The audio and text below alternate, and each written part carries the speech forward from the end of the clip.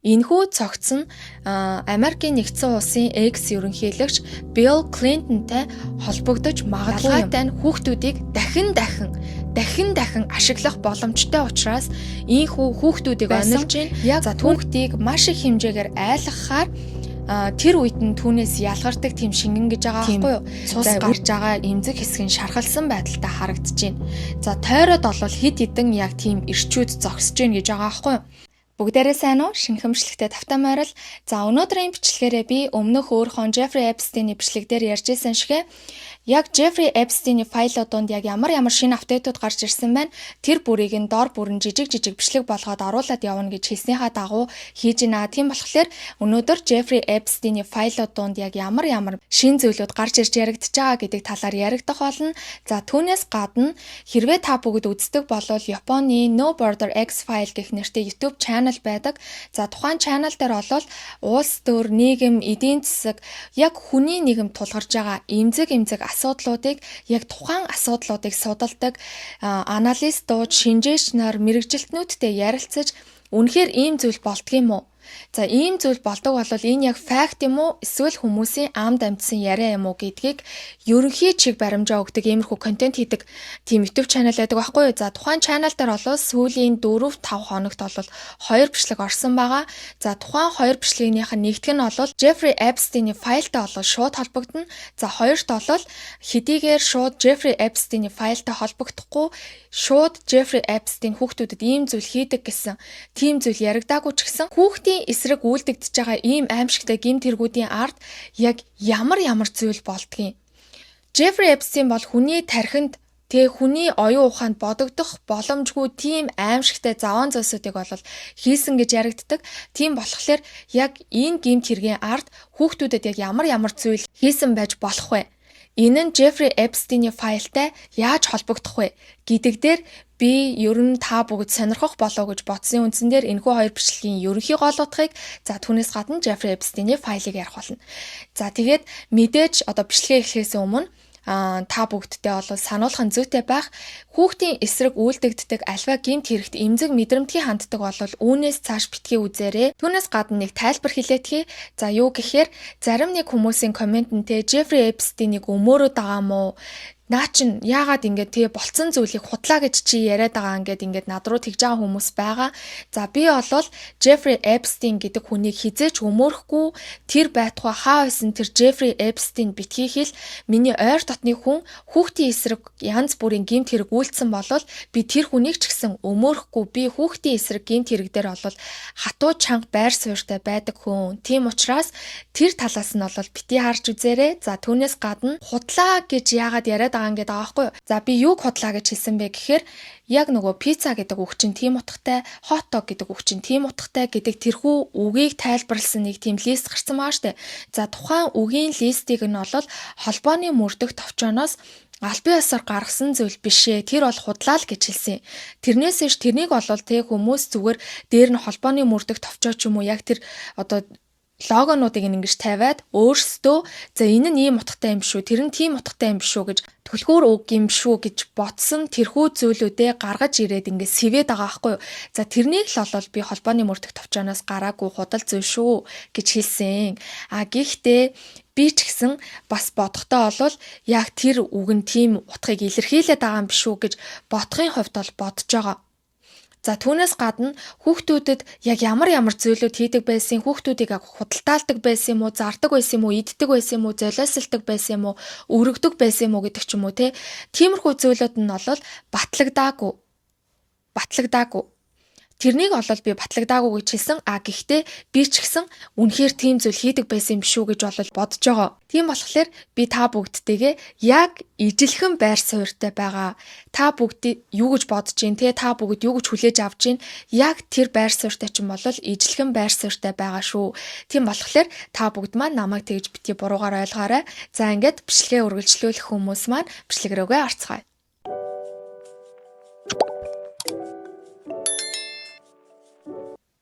За юуны өмнө хоёр бичлэгээ яриад тухайн хоёр бичлэг нь Jeffrey Epstein-ийн файлтай хэрхэн огтлолцож байгаа талаар яриад за түүний дараачаас олоо шин гарч ирсэн апдейтүүдээ яриад явъя гэж бодож байна.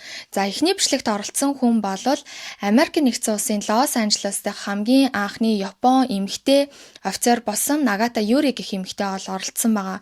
За тухайн эмэгтэй бол Америкийн хууль хүчний байгууллагт ажиллаж исэн туршлага, за шоронд ажиллаж исэн өөрийнхөө туршлага мэдлэг дээрээ үндэслэн Jeffrey Epstein-ийн талаар судлан түүнийхээ талаар ингэж ярьсан байгаа. За ингэж ярихдаа бол хэдийгээр энэхүү Нагата Юри гэх эмэгтэй өөрөө Jeffrey Epstein-ийн хэрэг дээр нь гар бие оролцсон ажиллаагүй. За түүнээс гадна шоронд нь тухайн хоригдчихсэн шоронд нь ч гэсэн ажиллаж байгаагүй ч гэсэн орчинд нь өөрөө ажиллаж тогоонд нь өөрөө чанагдчихсэн хүний хувьд яг ямар орчин ямар нөхцөл байдал байдаг вэ гэдгээ өөрөө мэдж байгаа. За тийм болохоор энэхүү хүний ярьж байгаа зүйл бас нэлээд сонирхолтой байсан. За Нагата Юри болвол Jeffrey Epstein-ийн талаарх ерөнхий баримтуудыг болвол яриад за түүний дараачаас болвол нэг сонирхолтой үнцэг гаргаж ирсэн нь Jeffrey Epstein амьд эсвэл үхсэн гэдэг дээр нэг тийм сонирхолтой зүйл гаргаж ирж ярьсан байна. Америкийн нэгдсэн улсын нийт хүн амын 3/1 нь бол Jeffrey Epstein амьд гэдэг байр суурьтай байдаг гэж энэ эмэгтэй өөрөө хэлж байгаа юм. За тэгвэл таны хувьд бол Jeffrey Epstein амьд гэж боддоггүй юу гэж боддог вэ? Миний хувьд бол Jeffrey Epstein амьд байх боломжтой тийм магадлал байгаа гэж бол би тийм байр суурьтай байдаг. За тэгвэл энэ эмэгтэй юу гэж ярьж байгаа гэхээр Jeffrey Epstein-ийн тухайн хоригдчихсэн шорон нь болохоор Америкийн нэгдсэн улстай хамгийн өндөр хатуу чанга дэглэмтэй хатуу чанга хараа хяналттай гэдгээрээ алдартай тийм шорон байсан. За тэгвэл яаж тийм хараа хяналт сайтай тийм өндөр хамгаалттай шоронд яг Jeffrey Epstein амиа хорлох үед тэр мөчөд камер нэвдэрсэн. Яагаад Jeffrey Epstein амиа хорлох үед бүх хүмүүс нь унтаж таарсан гэдэг дээр нэлээд тийм гаргалгаа гаргаж ирж байгаа юм л да. Өөрөө шоронд ажиллаж байх үед өглөө өдөр оройгүй маш өндөр дуугаар хүмүүс хоорондоо хашгиралтаж, хэрэлдэж, ойрлож өөрийнхөө уур бухимдал бүх зүйлсээ бол ингэж гаргадаг. Тийм учраас офицерууд за харгалзагч нар бол тухайн шоронд унтах ямар ч нөхцөл боломж байдаггүй. За тийм байхад яаж тэнд унтсан юм бэ? Тэгэхээр энгийн хүний хувьд бодоод үзэх юм бол тэр шорон маш өндөр хамгаалттай, маш өндөр хараа хяналттай гэж байгаа юм чинь мэдээж маш онц хэрцгий гэмт хэрэг үйлдсэн хүмүүс л тэрхүү шоронд орох нь тодорхой. За тэгвэл тийм хүмүүс бол зүгээр унтыг ингүүд гэд унтахгүй нь тодорхой штэ. За тийм болохоор нэрээ энэ дээр ямар сони юм бэ гэж бол бодогдсон. Камер бол угаасаа маш тийм с ิจ гтэй байгаад байдаг. Түүнээс гадна Jeffrey Epstein-ийн цогцсны талаар ярьж байгаа. За Jeffrey Epstein-ийн цогцсны талаар би өмнөх бичлэг дээр ярьж исэн. Хамрын хэлбэр, чихний угалц, гарн дээр шивээс нь байхгүй гэдэг ч юм уу. Тиймэрхүү зүйлүүдийг бол хүмүүс гаргаж ирж ингэж ярьж байгаа. Энэ цогцыг нь солилцсон юм шүү. Зүгээр амьд ингээ гаргаад тэгээд оронд нь цогцос хийцсэн юм шүү. Орлуулсан юм шүү гэж бол хүмүүс ярьж байгаа гэж би хэлсэн. За тэгвэл энэ эмэгтэй юу гэж хэлж байгаа гэхээр энэхүү цогц нь Америкийн нэгдсэн улсын экс ерөнхийлөгч Bill Clinton-тай холбогдож магадгүй юм. Ийм байдлаар бол хүмүүс тайлбарлаж байгаа гэж хэлж ирсэн. За Bill Clinton болвол Jeffrey Epstein-ийн нөгөө нэг Lolita Express-т нь сууж исэн, гарал дээр нь очиж исэн гэдэг ч юм уу. Jeffrey Epstein-тэй бол маш дотон штэ. Тийм учраас Jeffrey Epstein шүүх хуралд орох юм бол хамгийн түрүүнд хэнийг авсандаа чирч орох вэ гэвэл тэр нь мэдээж нэг номероор бол би Bill Clinton байх боломжтой гэж бол харж байгаа. Тэгвэл Jeffrey Epstein-ийг шүүх хуралд оруулахгүй тулд ийхүү түүнийг сольсон байх боломжтой юу? Bill Clinton хаанаас гинтхэн л тийм адилхан цогцос олоод тийм хурдан ингэж орлуулах боломжтой байдгийг ингэж та бүгд гайхчихж магадгүй. За тэгвэл тэр хүнийг Tony Rodham гэх нэртэй Bill Clinton-ы хадам дүү байсан байж магадгүй гэдэг байгаа аахгүй юу. Энэхүү Tony гэх нэртэй хүн нь бол насны хувьд Jeffrey Epstein-ээс нэг дүү. За тийм учраас мэдээж нөгөө насжилт, биологийн хөгшрөлт гэдэг зүйл бол өөр хоорондоо ойролцоо бараг л адилхан байгаа. За түүнээс гадна яг Jeffrey Epstein нас барахаас амиа хорлохоос 1 сарын өмнө нас барсан. За тэгвэл тухайн Tony гэх хүнийг нас барсныхын дараачаас бүтэн сарын хугацаанд ялцруулахгүйгээр хадгалж исэн байж болох уу? Хэрвээ үнэхээр ялцруулахгүйгээр 1 сарын турш хадгалсан байгаад цогцыг нь сольсон байж болох уу? Та бүгд энэ тал дээр юу гэж бодож байна? Ийм зүйлийг бол гаргаж ирж ярьсан байгаа. За дараагийн бичлэг бол Оикава Юкихиса гэх нэртэй олон улсын асуудалд анализ дүн шинжилгээ хийдэг ийм шинжээч хүн бол оролцсон байгаа. За энэ хүн бол хүүхдийн эсрэг үйлдэгдэж байгаа гэмт хэрэгүүдийн ард яг ямар процесс болдог, яг ямар зүйлүүд болдог, олон улсын анализ, тоон, дүн шинжилгээнд дээр яг ямар тоонууд байдаг гэдэг ч юм уу, тиймэрхүү талаар бол нэлээд дэлгэрэнгүй ярьж өгсөн. Хэдийгээр Джеффри Эпстейний хэрэгтэй шууд холбогдохгүй ч гэсэн Джеффри Эпстейн магадгүй ийм зүйл хийсэн байж магадгүй маа гэдэг ерөнхий баримжаа болох юм болов гэж бодоод энэхүү бичлэгийг бол та бүгдтэй ярьж өгч байна. За энэ хүн болохоор хэвлэл мэдээллээр яригддаггүй дарагдаад өнгөрдөг сэдвүүдийг гаргаж ирж ярьдгаараа олонд танигдсан ийм шинжээч хүн байна. За энэ хүний ярьж байгаагаар бол Японд дунджаар жилд 19-с доош насны 14-өөс 15 мянган хүүхэд алга болдог. Эдгээрээс 1100-аас 1200 нь болохоор 9-өөс доош насны хүүхдүүд байдаг. Японы хууль хүчний байгууллагынхан бол эдгээрээс 80-аас 90%-ийг нь олоод гэрт нь буцаадаг болвол үлдсэн 10-аас 20% багтах хүүхдүүд бол гэмт хэргийн золиос болон үлддэг гэж бол ярьж байгаа. За тэгвэл Америкт жилд дунджаар хэдэн хүүхэд алга болдог гэж та бүгд бодож байна? Америкт дунджаар жил бүр 360-аас 460 мянган хүүхэд алга болдог. Энэ нь өдөрт дунджаар 1000 гаруй хүүхэд алга болдог гэсэн үг. За тэгвэл түүний 90% нь өөрөө гэрээсээ дайжсан, гэрээсээ зугцсан хүүхдүүд байлаа гэж авч үзэхэд үлдсэн 10-аас 20% багтах хүүхдүүд бол мөн л гэмт хэргийн золиос болон хоцордгоо гэж энэхүү шинжээч маань бол ярьж байгаамаа. Дэлхийн нийтэд мэдээж харт амих. За хууль бус зэвсгийн 8 бол маш өндөр гаралттай гэдгийг та бүгд мэдж байгаа. За тэгвэл сүүлийн үед эдгээр өндөр гаралттай гэмт хэрэгүүдээс бүр илүү гаралтаараа өндөр түвшинд хүрч байгаа гэмт хэрэг бол хүний 8 тэр дундаа хүүхдийн 8 болоод байгаамаа. За энэхүү хүүхдийн 8 гэдэг зүйл бол хүүхдүүдийг black market буюу хар зах дээр зардаг. За ингэснээрээ хүүхдүүдэд юу л хийх боломжтой, тэдгээрийн зарах бараа нь хар тамхи, хууль бус буу муу тэдгээр зүйл биш хүүхэд болчихж байгаа. Хүүхдийг яагаад бараа болгож ийн гэхээр бусад гэмт хэрэгүүдээс ялгаатай нь хүүхдүүдийг дахин ашиглах боломжтой учраас ийхүү хүүхдүүдийг онилж ийн. За түүнээс гадна хүүхэд бол өөрийгөө аврах, өөрийнхөө төлөө зоригтой байх гэдэг ч юм уу. Тиймэрхүү зүйл дээр маш их эмзэг байдаг. За тэр эмзэг байдлыг нь далимдуулаад ийм аимшигтай гэмт хэрэгүүд гарч ийна гэж бол тэрээр ярьж байгаамаа. За энэ нь бол Джеффри Эпстейний файлтай яаж холбогдож ийн гэхээр за Джеффри Эпстейний нэг мэйлийг би харсан. За олвол энэ дээр ингээд шууд та бүгдтэй харуулна. Шин төрсэн хүүхдүүд хар зах дээр зарагдана гэдэг нэг тийм утгатай мэйл байсан. За энэ нь бол энэ шинжээчийн ярьж байгаатай огтлцож байгаа юм байна. Ер нь бол black market дээр зардаг байх боломжтой. Энэ нь бол ингээ баг багаар батлагдаад эхэлж байгаа юм байна гэж бол харахаар байсан. За энэхүү гэмт хэрэг Америкийн нэгдсэн улсад яагаад ийм өндөр гаралттай байна вэ гэхээр 2021 онд Мексикийн хуурай замын хөлийг үе шаттайгаар нээсэн. За ингэснээр бол яг вакцинтай эрүүл жуулчид аялал жуулчлал хийх зорилгоор хилээр нэвтрэх үүднээс ингэж нээсэн боловч хэмжээний дөрвөгсөд тухайн хилээр нэвтрэх, орогнол хүсэх, цагаачлан амьдрах хүсэлтэй байгаагаар урт оочир дараатай болсон байгаа.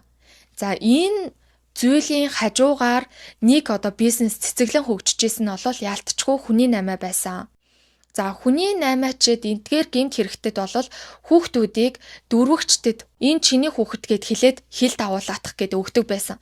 За эдгээр хүүхдүүдийг болол мэдээж хяналтын шатны байгууллага байгаа шүү дээ. Хил давуулж байгаа юм чинь улсын байгууллага энэ дээр бол ажиллах нь тодорхой. Ингэж ажиллаж байх үедээ хүүхдүүдийг бол улсын байгууллага ингээд аваад энэ танаа хүүхдүүд юм уу гэд ингээ ерөнхий юм асуугаад ингээл хил давуулаад батлан даагчд нь өгчдөг. Гэтэл тэрхүү батлан даагч нь бол тэдгээр хүүхдүүдийг хар зах дээр худалдаалах гэж байгаа худалдаачин ч байж болно, аль эсвэл худалдан авахч нь байх боломжтой гэж байгаа. За түүнээс гадна энэхүү улсын байгууллагын зарим нэг ажилчид бол эдгээр гэмт хэрэгтнүүдийн гар хөл болж байгааг бол үгүйсэхгүй. Гэхдээ зарим ажилчид бол өөрөө ч мэдэлгүйгээр эдгээр хүүхдүүдийг боолчлох, эдгээр хүүхдүүдийг наймаалцах энэхүү аимшигтай гэмт хэргийн зуучлагч. За нэгэн гар хөл нь өөрсдийн мэдлгүйгээр болцсон байх боломжтой гэж бол ярьж байгаа. Энэ гэмт хэрэг гаралт өссөнтэй холбоотойгоор дотроосоо шүгэл үлээгчид бол ил гарч эхэлсэн. За тухайлах юм бол Америкийн нэгдсэн улсын эрүүл мэнд нийгмийн үйлчилгээний яамны харьяа дөрвөгсдийг нутагшуулах алба гэж байдгийн маань. За тухайн албанд ажиллаж исэн Tara Lee Rodas гэх нэртэй энэхүү эмэгтэй болол Америкийн Конгресст үг хэлэхдээ мянган цагаач хүүхдүүдийг Америкийн нэгдсэн улсад оруулсны дараа батлан даагч нарт нь шилжүүлэх нь бид эдгээр хүүхдүүдийг гэмт хэрэгтнүүдэд хүлээлгэн өгч өөрсдийн мэдээлгүйгээр хүний наймааны зуурчлагч болж иж магадгүй. Хүүхдийн аюулгүй байдлыг хангах тэрхүү хяналт бол маш сул байна гэд энэхүү эмзэг асуудлыг бас хүндсэн байгаа. Энэ Oikawa гэдэг хүн 9 настай хүүхэд памперс зүүчихсэн. 9 настай эрэгтэй хүүхэд памперс зүүчихсэн хилд авч байгаа тохиолдол байсан гэж яриад байгаа байхгүй юу? За тэгвэл үнэхээр 9 настай хүүхэд энгийн амьдрал дээр өөрөө хизээ бие засах, өөрийнхөө бие физиологийн хэрэгцээгээ хизээ ингэж гаргах тэрхүү зүйлсүүдээ бол мэдж байгаа. Тэрхүү зүйлсүүдээ зохицуулаад сурцсан байгаа. Гэтэл энэ хүүхэд яагаад памперс зүүж байгаа вэ гэхээр бэлгийн мүлчлэгийн боолчлолд ороод маш их хэмжээгээр бэлгийн мүлчлэгт орчихсон учраас өөрөө гадагшлуулж чадхаа болчихсон учраас ингэж памперс зүүжиж магадгүй гэж би таамаглаж байна гэж Oikawa гэх шинжээч ярьсан. Тэгэхээр үнэхээр бас эвгүй факт бол байсан энэ. За тэгвэл хил гарчлаа. Ямар нэгэн байдлаар хүүхдүүдийг бол хилд агуулчлаа. За тэгвэл энэхүү хүүхдийн 8 хүүхэд худалдаалах энэ гэмт хэргийн хамгийн гол цөм нь бол Латин Америкийн тэрхүү хэсэгт бол өрнөдгөө.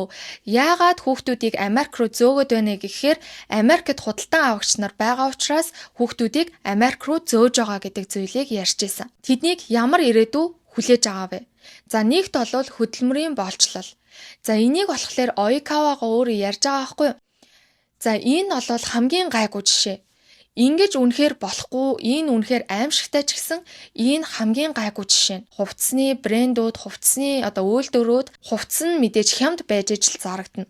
Тийм учраас нэг ширхэг хувцсны үн өртгийг багасгахын тулд, хямдруулахын тулд мэдээж хүний хөдөлмөрийн хөлснөөс танахаас өөр ямар ч сонголт байхгүй. За тийм болохоор хүүхдүүдийг олноор нь худалдаж аваад үйлдвэрт хашаад тэрхүү хүүхдүүдээр бол хувцсыг хийлгээд ямар ч цалин мөнгөгүйгээр ингэж ажилуулдаг гэдэг зүйлийг ярьж байгаа. За мэдээж олон тооны хүүхдүүд ажиллаж байгаа дотроосоо ямар нэгэн байдлаар мэдээллүүд бол задарна, лик хийгдэнэ. Гэхдээ үүнийг нь бол хэвлэл мэдээллийнхэн хизээж өлгөж авч ярьдаггүй, хэвлэл мэдээллийнхэн үүнийг нь дараад өнгөрдөг. Яг ямар брэндүүд, яг ямар газрууд энэ хүүхдүүдийг ингэж боолчилж ингэж цалин мөнгөгүй ажилуулдаг вэ гэдгийг Америкийн иргэд бол дийлэнх нь мэддэг.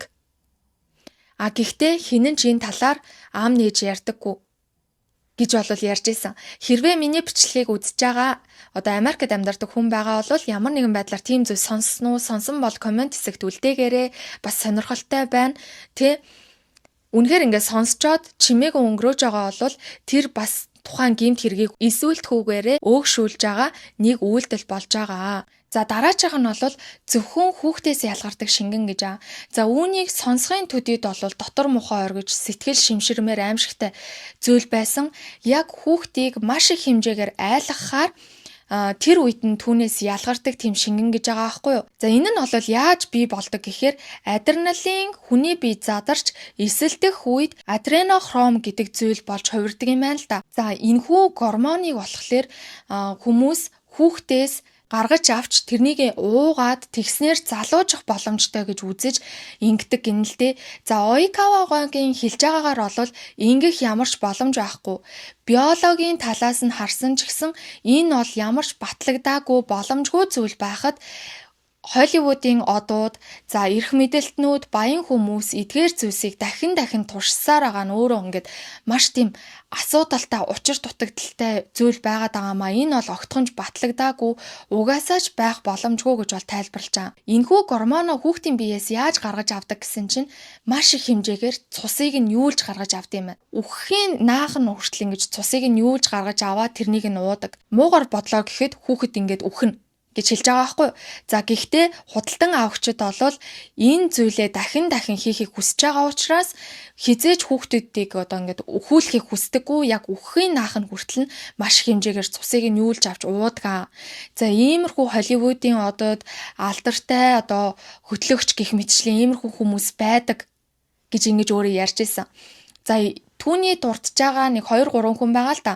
За тухайлах юм бол Америк нэгдсэн улсын экс ерөнхийлөгчийн эхнэр гэж хэлж байсан. Тэгэхээр би яг ямар эхнэр гэдгийг нь бол мэдэхгүй байна.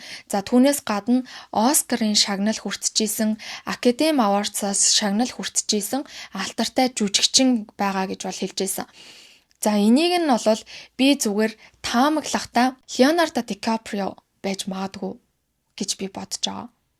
Гэхдээ мэдхгүй. Яагаад тэгэхээр сүүлийн үед түүнийг хүний мах иддэг, 70 кг-ийн хүний махны дайет барьдаг гэх мэтчлэн тиймэрхүү одоо нөгөө нэг батлагдаагүй бас л нөгөө хүмүүсийн гаргаж ирсэн янз бүрийн мэдээллүүд TikTok дээр зөндөө гарч ирж байгаа байхгүй юу.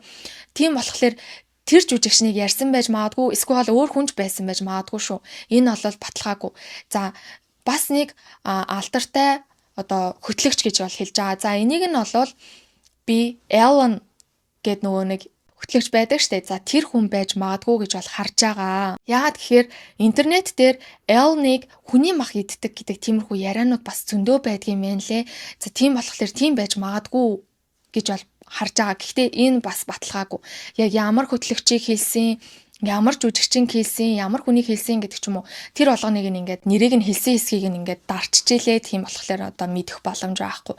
Иймэрхүү зүйлсүүдийг ярьсан. Хэдийгээр батлагдаагүй ч гэсэн дахин туршиж үзээ, дахин хэрэглээд байгаа нь юунаас болж байгаа вэ гэдгийг Oikawa-го юу гэж тайлбарлаж байгаа гэхээр Холливуудын одод хөгшөрхийг тисэж чаддаггүй, хөгшөрхөөс үхтлээ айдаг гэж байгаа байхгүй юу. Тийм учраас аль залуужуулах боломжтой аппарат, одоо шинжлэх ухааны нээлт юу байна, тэр болгоныг бол туршиж үздэг. За түүнийхээ хүрээнд бол ингэж хүүхдийн цус уудаг. За тэгээд хүний ингэж цусыг ингэж уuna гэдэг чинь мэдээж ямар ч юм байсан side effect буюу сөрөг нөлөөтэй байгаа.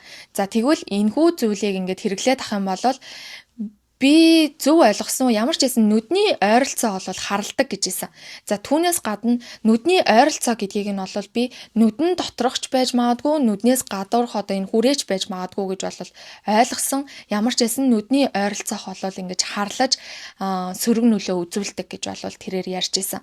За дараачих нь бол эртний 8 мэдээж. За иймэрхүү аимшигтай мэдээллүүдийг бол энэхүү одоо хоёр бичлэг дээр бол гаргаж ирж ярьсан байна. За тэгвэл үргэлжлүүлээд хэдүүлээ Jeffrey Epstein-ийн файл дээр ямар шин зүйлүүд гарсан. За тэгээд явц дундаа энэхүү хоёр бичлэгтэй яаж ингэж холбогдоод байна гэдгийг та бүгдэд нарийн ойлгогдох байх гэж бодож байна. Нэгтгэн нь бол хүүхэд иддэг гэдэг асуудал байгаа. За энэхүү асуудал бол хэдийгээр батлагдаагүй ч гэсэн би өмнөх бичлэг дээр хэлжсэн jerky гэдэг үг нь магадгүй хүний мах байж магадгүй гэд би хэлжсэн да. Jeffrey Epstein-ийн шинэ нэг мэйл ил гарсан байна лээ. За тэр нь бол Jeffrey Epstein jerky-го идэхэ болоод буцаад энгийн хоол идэж эхлэх гэж байгаа юм шиг байна лээ. Гэхдээ тэрээр өөрийнхөө дараагийн аялалтаа зориулаад зойрондоо 6 хаяцаг jerky хадгалчихсан байгаа гэсэн. Энэ нь түүнд хангалттай ах гэж бодож байна гэдэг тийм мэйл ил гарсан байгаа.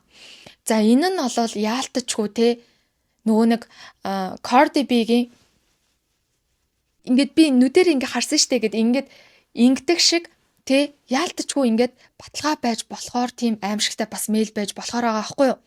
За ийм мэйл бол гарсан байгаа. За үүний дараа бол дахин нэг бичлэг гарч ирсэн. За энэ бичлэгийг бол би YouTube дээр оруулахгүй, энэхүү бичлэг дээр оруулахгүй та бүхэн TikTok дээр хайгаад үзээрэй. Яагаад гэхээр бас нөгөө YouTube-ийн guideline гэдэг зүйл байгаа. Түүнийг зөрчиж магадгүй учраас би оруулахгүй гэж бодож байгаа. Гэхдээ бичлэг дээр яг ямар зүйлүүд болдог гэхээр би бол аудиогийн сонссон. За тэгээд бичлэг нь бол ингээ бүрсээчихсэн. За тэгээд тэрхүү бичлэгийг оруулж байгаа хүмүүс юу гэж доор нь комент бичсэн байсан гэхээр жоохон хүүхэд дээр буцсан халуун ус асгаж байгаа тийм бичлэг байна гэдэг тийм комментуудыг бичсэн байна лээ. Тэгэхээр тэр бол жоохон эвгүй санагцсан. Тэнгүүтээ тэрэн дээр бол тэгж байгаа хгүй юу. Миний нэрийг хэн гэдэг гэдгсэн чинь хүүхэд нөгөө уйлаад зүхтаад те ингээд бүр ингээд тарчлаад байгаа нь сонсогдож байгаа. Нэг эрэгтэй хүн миний нэрийг хэн гэдэггүй гэж тэгсэн чинь John. миний нэрийг хэн гэдгийг гэдгсэн чи Skippy гэж хэлж байгаа байхгүй дараа нь тэгснэ чи намайг аав гэж дууд би чиний аав чинь байна аав гэж дууд гэл тэгснэ өөр нэг давхар хоолоо орж ирж байгаа. За тэрэн дээр нь болохоор би бол John Podesta гэж одоо нэг удаашруулад те юу гэж хэлж байгаа гэдэг тэр нөгөө долгионоор нь ингээд сонсогдож байгаа тийм зүйл байгаа байхгүй юу. За тэгээд би бодлоо л доо John Podesta за нэрийг нь буруу уншиж байгаа л уучлаарай. Энэхүү хүн нь яг ямар хүн юм бэ гэдгсэн чинь Америкийн нэгдсэн улсын улс төрийн стратегч хүн байдгийн байна. За Bill Clinton-ы үед болвол цагаан ордны ахлах зөвлөх байсан. Bill Clinton дахиад л. За тэгээд Barack Obamаг ерөнхийлөгч байх үед нь ерөнхийлөгчийн зөвлөх хийжсэн ийм хүн гэж аа. Тэгсэн чинь би юу асан гэж энэ хүний Gmail нь 2016 онд хакердуулаад мэйлүүд нь нийтэд цацагдсан юм байна. Тэгсэн чинь нөгөө нэг би өмнөх бичлэг дээрээ яриад байсан Pizzagate гэдэг зүйл ярьсан шүү дээ. Яг нөгөө нэг бага насны хүүхдийг бэлгийн мүлчлэгт оруулдаг. Тиймэрхүү одоо хувилдааны онол байдаг. Гэхдээ энэ бол батлагдаагүй тийм онол байдаг. Гэхдээ яагаад байж болохгүй гэж би бол өмнө нь ярьсан. За тэр зүйл олвол энэ хүний мэйлээс хамгийн анх удаа гарч ирсэн. Тэр хувилдааны онол чинь энэ мэйлээс гарч ирсэн юм байна лээ. За түүнээс гадна адренохром нөгөө түрүүний яриад байсан цусыг нь уувал залууждаг гэдэг хүүхдээс л гаргаж авдаг шингэн гормон. Тэр зүйлийн талаар бас энэ хүний мэйл дээр байсан. Энэ одоо хувилдааны онол гарч ирсэн байгаа байхгүй юу? Аимшигтайгааз тэнгүүтээ нууц элитүүдийн сүлжээ гэдэг бас тийм зүйл гарч ирсэн. Нэг ийм хид хідэн хувилдааны онолууд гарч ирсэн гэж аамаа. Тэгээд түүгээрч зогсохгүй энэхүү John Podesta гэх хүн байна штэ тий. Энэ нь нэг тийм чөтгөрийн ихэртэй тэрнийг нь Skippy гэдэг тийм мэдээллүүд бас айгүйх байдаг. Гэхдээ энэ бол яг тийм бодит хүн юм уу, те бодит ихэр юм уу, яг ихэр төрсөн юм уу гэдэг ч юм уу тиймэрхүү мэдээлэл нь бол огтхонч батлагдаагүй. Гэхдээ зүгээр миний хардлагаар Skippy гэдэг хүн нь бодит хүн биш. Магадгүй энэхүү John гэдэг хүн хуваагдмал өвчнөд нэг өөр төрх нь Skippy байж болох уу? Би магадгүй тийм байх боломжтой байж магадгүй юм гэж бол харсан юм. Нөгөө нэг өөрчлөгдөөд өөр зан чанар нь гарч ирэхээрээ тийм аимшигтай зүйлсүүдийг хийдэг. За тэр хүн нь байж магадгүй гэж бол би бодсон.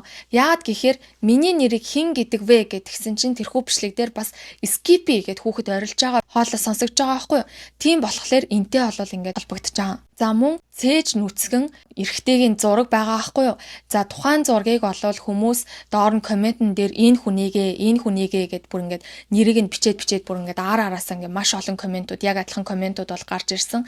Тэгээд тэр хүний царайг нь бол далдлаагүй. Гэхдээ маш тийм бүрсгэр нэг зураг байсан. За мэдээж бас энэхүү бичлэг дээр оруулахгүй та бүхэн маань John Podesta гэд TikTok дээр ингээ хайгаад явах юм бол энэхүү бичлэг, энэхүү зураг нь бол гараад ирнэ гэж бодож байна. За өөр нэгэн бас нэг мэйл ил гарсан. За тэр нь бол нэг эмэгтэй Jeffrey Epstein руу бичсэн байгаа байхгүй юу? Манай найз хүний эрхийн талаар тийм кинон дээр ажиллаж байгаа гэд нэг тийм мэйл явуулсан чинь буцаагаад Jeffrey Epstein хариу бичсэн байгаа. За энэ дээр бол юу гэж бичсэн гэсэн чинь танаа найз тэр чинь надад нэг төслийн хүрээнд нэг судалгаа хийж байгаа. За тэрхүү судалгаа нь болохоор нэг тийм муу залуу хүүхдүүдийг бэлгийн мүлжлэгт оруулахын тулд өөрийнхөө арал дээр аваачдаг гэдэг тийм одоо цуурхлууд байдгийн мэн лээ. Тэр хүний талаар би ингээд судалж байгаа гэж надад хэлсэн. Тэгтэн би өөдөөс нь тэр хүн чинь биштэй гэж хэлэх үед тэр найз чинь бараг л ухаан алтгаа шахсан, ухаан нь баларцсан, бараг л ингээд тэ ухаан алдаж унахаа шахсан гэсэн тийм яг бодит мэйл байсан. Тэгэхээр энэ хүн болол хизээж өөрийнхөө хийж байгаа зүйлийг нуухыг хичээдэггүй, хизээж өөрийнхөө хийж байгаа зүйлдээ гимшдэггүй байсан нь бол үүнээс харагдаж байна гэж үзэж байгаа. За мөн нэг цээж нүцгэн эрэгтэй хүний гэхдээ царайн далдлагдчихсан зөвхөн гидсэн хэсэг нь харагдаж байгаа тийм зураг ил гарсан. За тухайн зургийн тайлбарыг нь уншихад бол за энэ бол үнэхээр аимшигтай шүү. Та бүгд бас сэтгэлээ мэдэж сонсоорой. За энийг нь бол би шууд уншаад өгчий.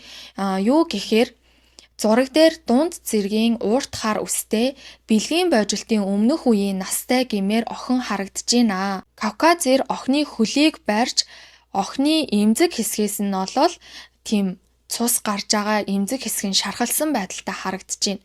За тойроод бол хид хідэн яг тийм ирчүүд зогсож байна гэж байгаа байхгүй юу? За тэгээд нэг эрэгтэй нь бол яг тэр эмзэг хэсэг рүү гараа ч юм уу эсвэл бол ямар нэгэн зүйл хийж байгаа юм шиг харагдаж байна. Зүүн шилбэнээс нь мөн одоо цус гарсан байдалтай байна. За амнаас нь мөн цус гарсан байдалтай байна. Хилэн унжсан байдалтай. Хүзүүн дээр нь толботой гэдэг ч юм уу. Ийм аимшигтай дүр зурагтай байсан. За нүдний доор бол хөхөрсөн.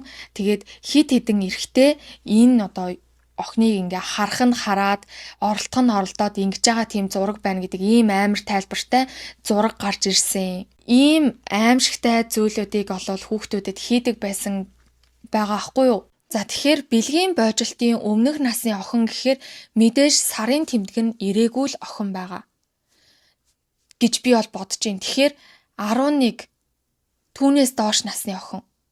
Түүнээс гадна Jeffrey Epstein-ийн файл дээр нэг мэйл байсан. За тэрхүү мэйл дээр нь бол би Ланагийн үдшилэг рүү ан хийхээр явлаа гэсэн тийм одоо мэйл байсан байхгүй юу?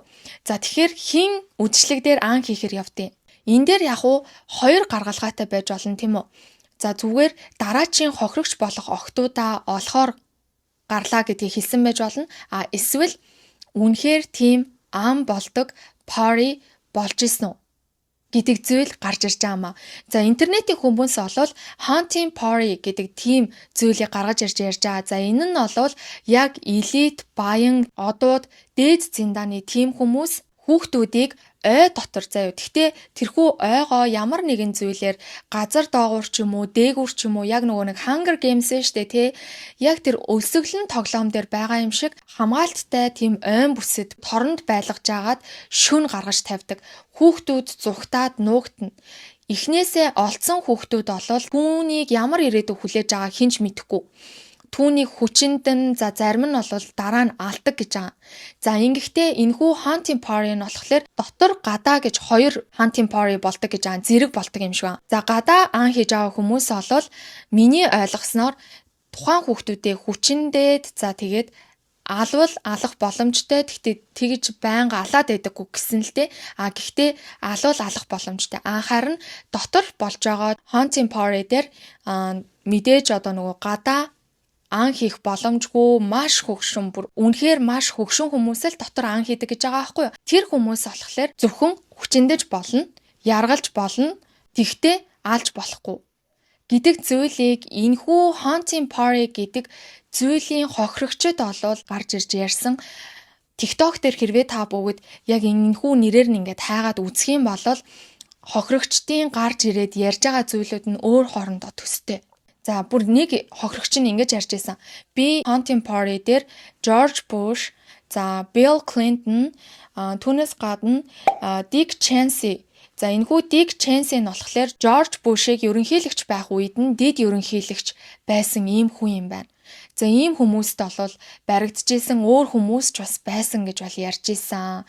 За тэгээд зарим нэгэн дээр нь бол яг л тэр Hunger Games-ийн дүр зураглал бол тэр чигээрээ байдаг байсан гэж бол ярьсан байгаа. За ийм зүйлүүд бол болж исэн байх боломжтой болчиход байна. Үнэхээр хит баян хүмүүс юу сэтгэж, юу хийж, юунаас таашаал авдаг гэдгийг би мэдэхгүй. Одоо хинч мэдэхгүй штэ. Яг л тийм зүйлийг хийсэн хүмүүс л мэдэх байх. За түүнээс гадна Jeffrey Epstein-ийн файлтай холбоотой нэг бас бичлэг гарч ирээд байгаа. За тэр бол нэгэн санваартан ярьж байгаа маа. За тэр санваартан бол өөрөө тийм сонсон зүйлээ бол яриад байгаа юм шиг байгаа байхгүй юу? Юу гэхээр Halloween-ийн баярын тэр 10 сарын 31-ний орой бол маш аимшигтай орой. Тэр орой маш олон гимгүү хүмүүсээр өргөл өргөхийн тулд за нөгөө замаас ингэж сууж явдаг хүмүүс байдаг штэ. Одоо Америкт жишээ нь маш ихтэй замд дайгддаг хүмүүс, за гэр оронгүй хүмүүс, хүүхдүүд гэдэг ч юм уу тэрхүү хүмүүсийг бүгдийг нь авчраад нэгэн ийм түр хорогдох байранд хооллоод, унтлаад, цэвэрлээд, гой хувцлаад тэгэнгүүтээ яг тэр Halloween-ийн орой цусаар нь өргөл өргөдөг. Тэдний амиар өргөл өргөдөг. Тийм зүйлүүдийг хийдэг хүмүүс байдаг гэж бол ярьсан тийм яриаг хүмүүс дахин гаргаж ирээд Jeffrey Epstein-ийн файлтай холбоотой байж болох юм шүү гэдэг зүйлийг бас гаргаж ирж ярьж байгаа. За өөр нэгэн асуудал бол Ghislaine Maxwell.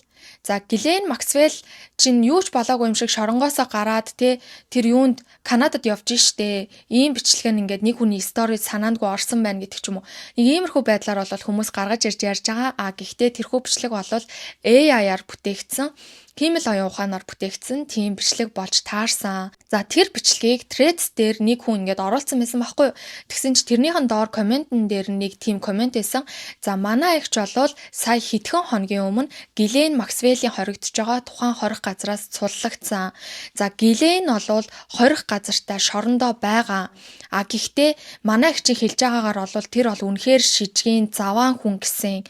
Охтуудыг яаж өөртөө ингэж татаж ажилд авдаг байсан. За мөн одоо тэр дотор байгаа залуу хоригдол охтуудтай бас ингээд янз бүр болоод ингээд айгүй тийм үнэхээр заваан хүн гэжсэн гэдэг нэг тиймэрхүү утга бүхий тийм комментиг бас би олж харсан. За тийм болохоор та бүгд маань альва мэдээлэлд цензуртэй хандахгүй бол одоо хин дуртай хүснэ л AI-аар хиймэл оюун ухаанаар бичлэг гаргаж ирээл тийм байсан байна ийм байсан байна гэл энэ нь яг нэг талаасаа Jeffrey Epstein, Ghislaine Maxwell за тэгээд тэр хүмүүстэй холбоотой тэрхүү балиар гэмт хэрэгүүдийг үйлдсэн хүмүүсийг мартуулахгүй тулд дахин гаргаж ирж байгаа нь авууштай боловч за нөгөө талаараа бол ямар ч мэдээлэлд итгэх итгэлгүй болгож байгаа байхгүй юу. За ийм байх боломжтой байна гэдэг мэдээллүүдээ бол та бүгдтэй өнөөдөр хүргэлээ. За тэгээд энэ хүртэл бичлэгтэйгээ хамт байсан та бүгдтэй баярлалаа. Дараагийн бичлэгээр уулзлаа. Түр баяртай. Баярлалаа.